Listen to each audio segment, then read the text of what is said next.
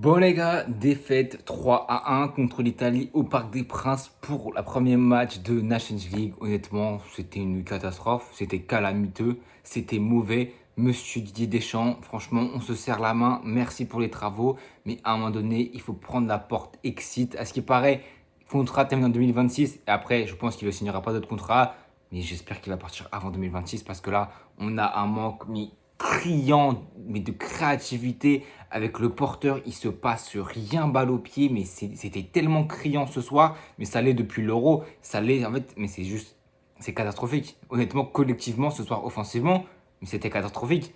Peut-être que le plan du Didier Deschamps n'était peut-être pas de mettre Griezmann, mais du coup un Colomani en tant qu'ailier droit et un Olise dans le cœur du jeu pour justement apporter cette créativité-là. Malheureusement pour lui, à ce qui paraît, Colomani était blessé, il avait mal à la tête, il était malade, bref, ce que tu veux. Du coup, ça lui a contraint à remettre un Olise à droite et un Griezmann dans le cœur du jeu. Griezmann bien trop haut, en limitant faux neuf des fois. En numéro 9, il n'a rien apporté, balle au pied. La seule fois où il a fait un bon centre, un bon décalage, c'était à un moment donné sur Dembélé, où là il était un petit peu plus reculé. Il a mis une première attention magnifique dans le demi-espace pour Dembélé. Bon, ce gros croqueur qui, encore une fois, je vous dis pas où la balle a terminé, hein, ça serait bête, hein, vous connaissez déjà la suite avec Dembélé. Dans les tribunes, évidemment, comme toujours avec ce mec. Mais ouais, c'était criant face à une Italie qui voilà, en manque de vivier, en manque de joueurs de qualité, mais au final nous a fouetté complètement, collectivement bien plus soudé, avec une vraie base, une vraie tactique d'un Spalletti qui sait ce qu'il fait avec son équipe, il sait très bien où il veut aller. Décaler utilisation des pistons est très important, que ce soit Di Lorenzo ou Di Marco. On sait que c'est la base d'une équipe comme le Napoli, d'une équipe comme l'Inter, et là, du coup, de l'Italie. Et on s'est fait avoir. Premier but, et surtout le troisième but, c'est comme ça. C'est un énorme décalage, soit de Ricci, soit d'un Tonelli qui a été excellent. Un décalage sur un des pistons. La troisième but, c'était sur Udoji, il me semble. Décalage dans l'axe, et voilà. Point final, Raspadori, je crois que c'était Raspadori qui met le troisième but. Premier but, bon, on y peut. Un premier but, c'est une grosse pépite de Di Marco, une frappe incroyable dans le dos de Jonathan Klaus qui était catastrophique. Pourtant, le match avait superbement bien commencé avec un Barcola qui continue dans la lignée de son début de saison avec le Paris Saint-Germain, cette fois dans son jardin pour sa deuxième titularisation avec l'équipe de France. Là, franchement, quand tu vois ce qu'il vient de faire, 12e, 10e seconde, le mec, il vient presser sur Di Lorenzo, qui est encore à froid, qui panique un petit peu. Barcola récupère la balle, tout seul, comme un grand. Il y avait Mbappé pourtant qui demandait le ballon. Non, non, non. Non, Mbappé, tu vas, tu ranges, tu vas sur le côté. Et Barcola, tout simplement, comme un grand garçon, comme le grand joueur qu'il est, le potentiel futur star du Paris Saint-Germain, il vient croiser son pied magnifiquement bien devant son propre gardien au Paris Saint-Germain, Donnarumma. Et ça avait commencé superbement bien. Tu commences ce match après la défaite contre l'Espagne frustrante à l'Euro, mais logique, après une désillusion dans un Euro catastrophique où offensivement on était nul à chier complètement. Et là tu vois, tu te dis, oh, on a attendu un mois à l'Euro pour voir un but dans le jeu. Là on n'a attendu que 13 secondes. Et offensivement, on avait que, voilà, les 15 premières minutes, on arrivait à créer du jeu, à créer des centres, on arrivait à se procurer quelques occasions. Bon, je crois qu'on finit ce match, il y a quoi, 3, 4 frappes cadrées. Au final, je pense que les 3 à 4 frappes cadrées, ils interviennent le 15 à 20 premières minutes. Sinon, le reste, ça a été assez calamiteux. Il n'y a quasiment rien offensivement. Donc, franchement, est-ce que c'est un manque d'idées de Didier Deschamps? Est-ce que c'est les joueurs qui ne sont pas au niveau? Je pense pas, parce qu'on avait pour le découp, on avait un Michael Olise qui faisait sa première sous le maillot de l'équipe de France, cette fois en tant que titulaire. Il a été bon. En fait, toute l'équipe a été bonne les 15 premières minutes. Et un par un, ils ont commencé à être de moins en moins bons, de moins en moins ambitieux. Ça passait par les milieux de terrain, double pivot, double piston, double ce que tu veux, double 6, Kanté, Fofana. Ça a été catastrophique, ça a été calamiteux avec l'utilisation du ballon. C'est pas eux, il faut le demander. C'est avec des Griezmann ou des Olise. Malheureusement, il n'y en avait pas un qui réussit à prendre le ballon. On le voit, on est fort sur attaque placée, sur des contres, quand il y a des espaces devant nous, quand il y a des boulevards, avec les joueurs rapides qu'on a, ok. Mais à un moment donné, il faut aussi être bon avec ballon, dans un temps fort pour toi et temps faible pour l'équipe adverse quand ils sont tous regroupés. On l'a vu 2, 3, 4 fois, 5 fois par séquence. On a le ballon, on ne sait pas quoi en faire, on distribue sans réel but. J'ai une action qui m'a marqué, c'est une action positive. C'est à un moment donné, ça a joué côté gauche, il me semble, avec Mbappé. Théo Hernandez, ça touche une touche de balle, ça allait vite. Malheureusement, ça n'a rien donné. Je crois que c'était Barcola à la finition et Donnarumma il l'arrête, ou je crois que c'est mal, bref, l'action elle mène à rien au bout. Mais on a vu voilà, où ça jouait vite, une touche de balle, et on a vu à un moment donné, quand il y avait Benzema, Pogba, etc. en 2021, il me semble, la Nations League contre la Belgique, ou c'était pendant l'Euro, voilà, ça jouait une touche de balle. Et maintenant, malheureusement, on manque d'un mec qui peut nous porter le ballon, qui peut essayer de trouver des passes clés, et dans les intervalles aussi, pas aidé par les Griezmann, par les Mbappé, ou même Barcola, ou même Olysée.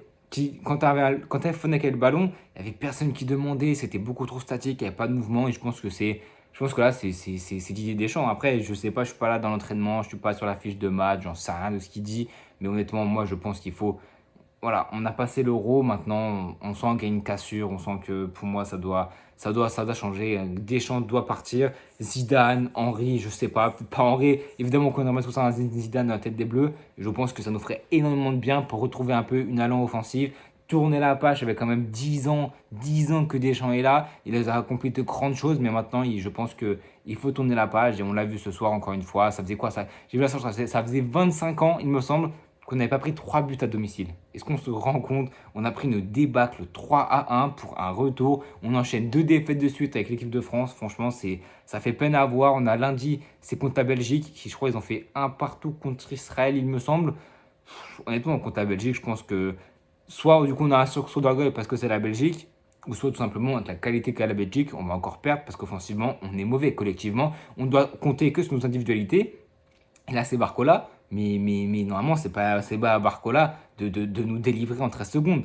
C'est assez au cadre, ça à Mbappé, ça à Griezmann. Les deux ont été soporifiques, calamiteux. Les objectifs me manquent tellement ils ont été mauvais, nuls, à chier. C'est catastrophique. Griezmann, soit c'est un placement de Didier Deschamps qui lui a dit de jouer haut, mais il n'a été pas influent dans le jeu. On leur a dit Griezmann de l'Euro. À un moment donné, il faut tourner la page de Griezmann. C'était gentil. J'ai très peur pour l'équipe de France parce que Mbappé en neuf, on voit très bien que ça marche pas. Sauf qu'à gauche, je préfère, honnêtement, je vous le dis, je préfère avoir un Barcola à gauche qu'un Mbappé. Je préfère limite avoir Mbappé sur le banc et Barcola à gauche.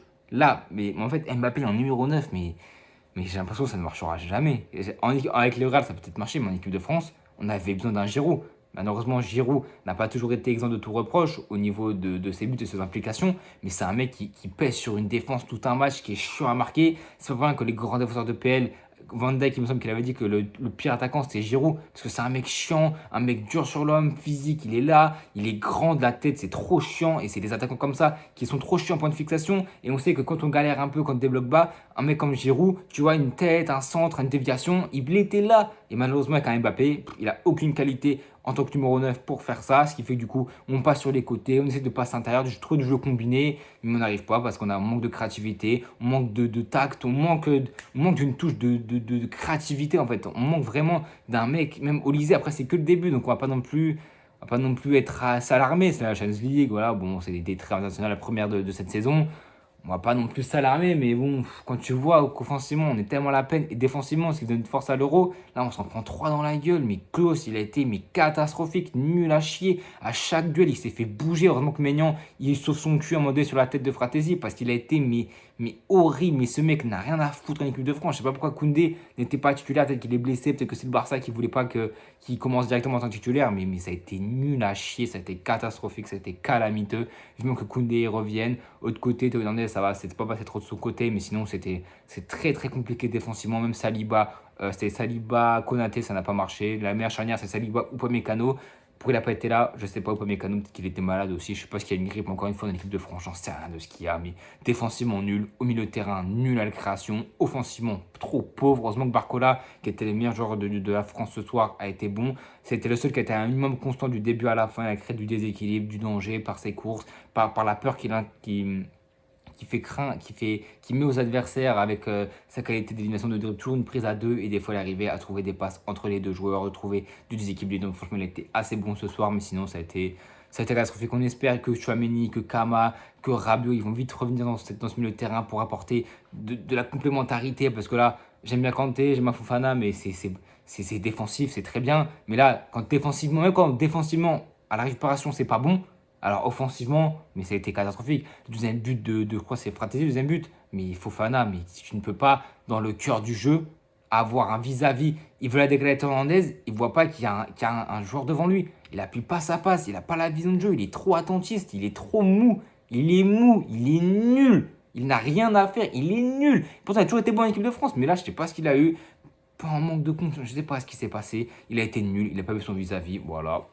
Rideau. Non, moi, je l'ai dit. Dès qu'on a marqué le premier de Barcola, dès que Di Marco il met sa reprise de volée magnifique, dès qu'on prend le deuxième, même avant qu'on prenne le deuxième, je dis c'est rideau, je peux éteindre la télé, il se passera rien, il se passera rien. Tant que Didier Deschamps il sera toujours le cul sur ce banc, il ne se passera rien. Il y a une cassure dans le jeu, on est nul à chier, on n'a pas de mec créatif, on est dans un coup de mou en équipe de France. L'Euro ne nous rassure pas, ce match ne me rassure pas.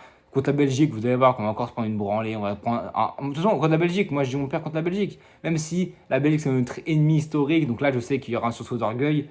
Mais même en me disant ça, je sais très bien qu'on est tellement nul à la création offensivement que contre la Belgique, ne vous attendez pas à une victoire ou un truc en masse. Non, contre la Belgique, ce sera soit un vieux 0-0, un 1 partout ou une défaite. Mais je vous le dis maintenant, enregistrez si vous voulez, je m'en fous.